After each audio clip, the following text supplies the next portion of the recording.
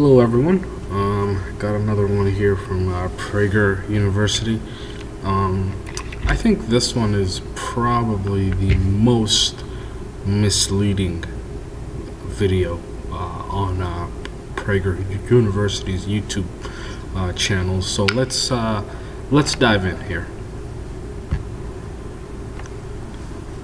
What's the best way to help poor people escape poverty? Progressives and conservatives have very different answers to this question. But before we explore those answers, let's agree on this. Both progressives and conservatives believe that the government has a moral obligation to help those who, through bad luck or unfortunate circumstances, can't help themselves. Okay. Here's what a conservative icon, Nobel Prize-winning economist Friedrich Hayek said on the subject. There is no reason why, in a society that has reached the general level of wealth ours has attained, the first kind of security should not be guaranteed to all. Some minimum of food, shelter, and clothing, sufficient to preserve health and the capacity to work. Whatever the media might tell you, there isn't a conservative out there who would not agree with Hayek's statement. As I've documented in my book, Who Really Cares, when it comes to philanthropy and charitable giving, conservatives actually outgive progressives by a lot. All right, let's stop it right there. That is a bold-faced lie. I mean, it's not a lie, but he's providing a fact, but he's not presenting any context. So here's the context. Conservatives in America tend to be more wealthier than liberals, so hence why they are, number one, they are able to give a lot, and number two, whenever conservatives give, they usually give to religious organizations. So I'm talking something like a church, maybe even a synagogue, and so on. And recent research has pointed that these churches and these religious organizations, they have a lot of overhead costs, and a lot of the money isn't really reaching the people at the bottom. A great example of this is in 2012, when Mitt Romney and Obama released their tax returns. Mitt Romney outgave Obama, namely because Mitt Romney has more money than Obama. Obama gave to more secular organizations like the Red Cross, the United Negro College Fund, whereas Mitt Romney gave to his Mormon church because he is a Mormon. So he's providing a very misleading fact, and he's not presenting no context whatsoever. But like I keep saying, this is very typical of our Prager. Let's continue. Where the two sides disagree is on the role the government plays, not in protecting the poor from poverty, but in lifting them out of it. Here's a disturbing piece of data. On balance, since President Lyndon Johnson's War on Poverty programs came fully online in 1966, the poverty rate in America has hardly budged.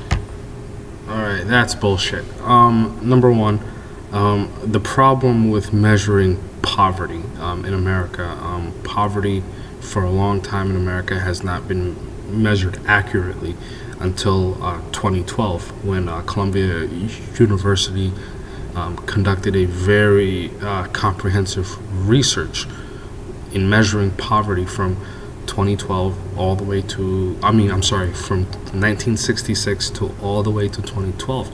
And they found that Lyndon B. Johnson's anti-poverty programs, like expanding Medicare, expanding Social Security, introducing food stamps, and introducing housing subsidies, and various tax programs or tax credits that benefits poor people, actually reduced poverty by over 40%. Okay, and like I said, this was a very comprehensive research that was done.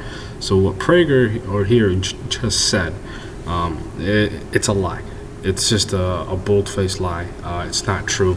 It's a common lie that conservatives love to peddle, but the reality is it's not even based on one iota of facts. Let's continue.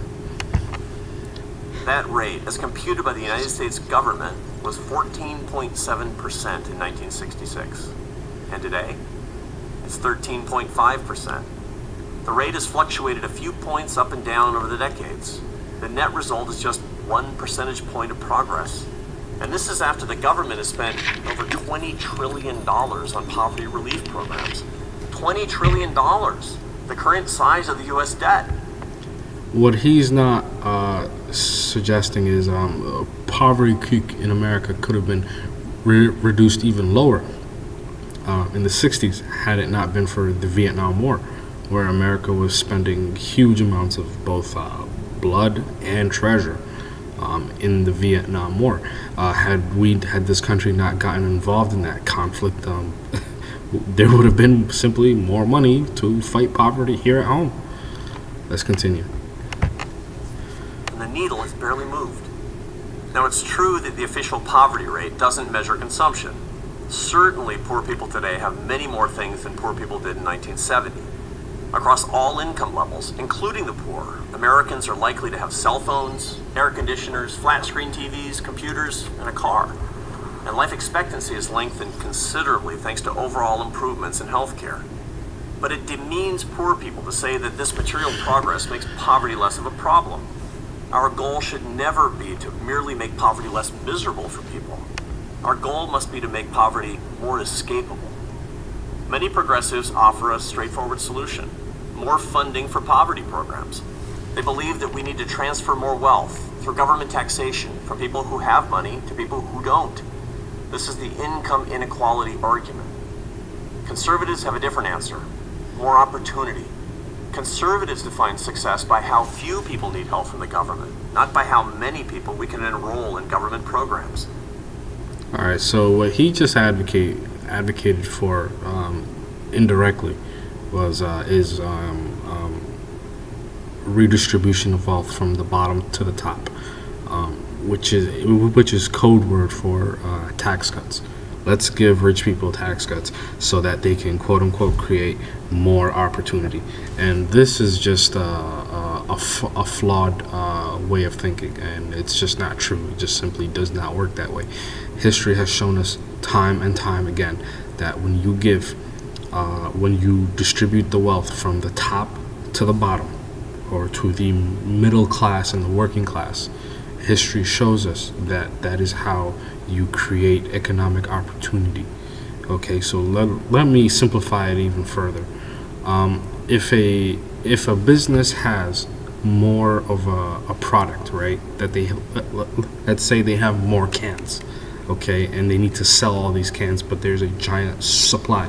Yes, prices will come down temporarily, but eventually, once that business gets rid of the excess that they have, they will control production, meaning that they will not produce as much cans because they want the price to be artificially high. Okay, and that does not translate into somebody getting a raise. It doesn't expand into more job opportunities. It just doesn't do that.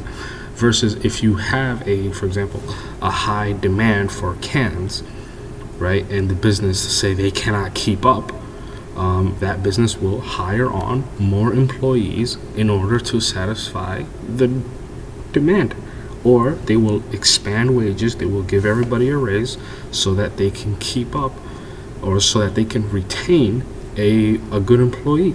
So his economic philosophy here is just fundamentally flawed, and it just doesn't work. But then again, this guy works for the American Enterprise Institute, and this is a very pro-business, very right-wing think tank in Washington. It's not surprising. It's not surprising he'd say this. When they see 60% more people on food stamps after the recession than we had before it started, conservatives say, that's not success, that's failure. You see, conservatives believe that simply giving people money doesn't help them escape poverty. On the contrary, it can keep them locked into it.